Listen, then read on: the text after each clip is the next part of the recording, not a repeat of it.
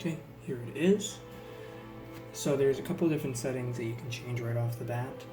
So you have automatic game detection, which will, so say you launch GTA 5, Call of Duty, Battlefield, whatever, it will automatically load in whatever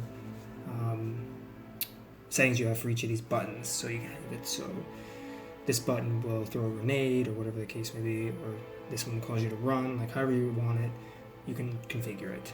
If you click on any of these that are flashing, it'll take you right to the configuration page, and you can launch it. You can also set like macros for the device. You can do one button and have it do multiple things, which is very handy. And here are your profiles up here. It automatically will detect games that are installed. Like I have my Steam games. Actually, it's not detecting all of them, which is all right. But yeah, but you can hover over each one, and if you click, you get a little down arrow right here. Click that, so you can assign a new command. You can edit a command. If you change, you can go back to using default. You can use a generic, and you can unassign it so it doesn't have it. It doesn't do anything. Okay. Moving over to the next tab. This is where the RGB part comes into. So you have a few different options you can check from in terms of customizing this mouse in terms of the way you like it. So you do have lighting zones, so you can turn off the logo for the Logitech logo or the DPI light, and you have lighting effects. So right now I just set this to breathing. You can have it off, or you can color cycle. There's not a lot of options for that, unfortunately. I was hoping for at least like, I don't know, like it to react to music or something, whatever the case may be, but whatever. So just color cycles through all the colors, and you can adjust the brightness, so you can have it on the dimmer side, or you can have it cycle through very, very quickly. You also do a lighting sleep timer, which I really do like. So the times you're not by your computer, after so many minutes, you can set the threshold. You can have it turn off, so it essentially won't wear out the LED, as it's not running in all the time. It will take a long time to wear out, but it's always good to have. I have it enabled. And then you also have enable this per game for the backlight as well, which is nice. So if you're playing Grand Theft Auto and you want it to be blood red, you can change the blood red. So if you go back to breathing effect, you can actually customize it with the RGB wheel. So I have mine default set to red, but you can have it to, there's pink or magenta. There's blue, there's yellow, or no, that's green. There's white, which kind of still looks kind of blue, but no, this is still more of like an aqua blue. Anyway, moving on.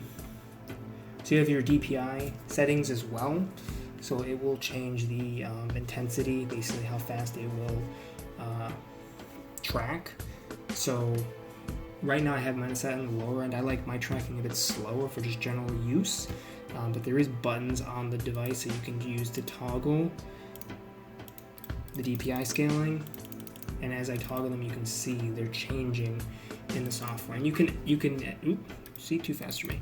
I'll put it back down. But you can change these. You can customize these DPI numbers for your liking. Also the levels of it, the sensitivity.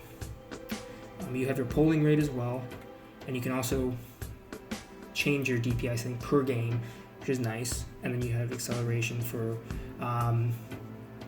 point of precision, which is nice. So here, this is also what I really like about this mouse, is you do have the option to essentially, depending on the mousepad you have, is have it tuned to that mousepad so it will work as optimally as possible on that surface. So right now I'm using a very, very cheap, like $5 Amazon mousepad, and I have it tuned to that.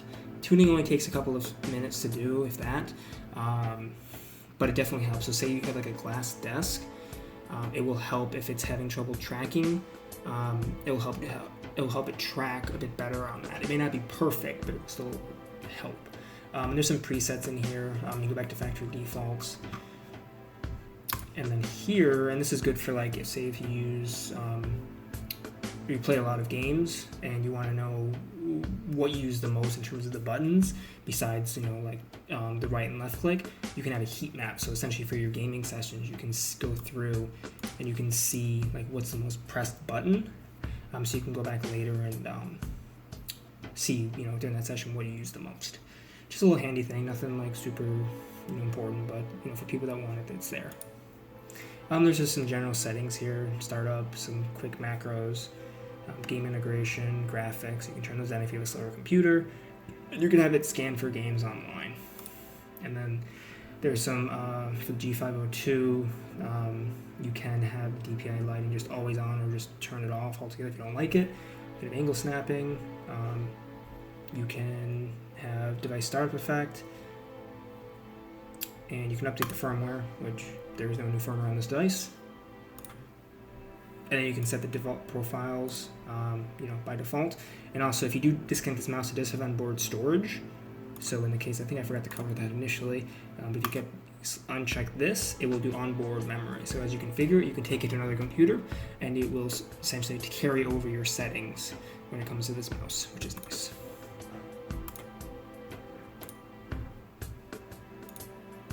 There is also software for ARCS control, which essentially you can remotely monitor your computer in terms of like because I also have a Logitech webcam, but I can adjust settings that way. I can monitor my computer, so my CPU, my RAM, my GPU.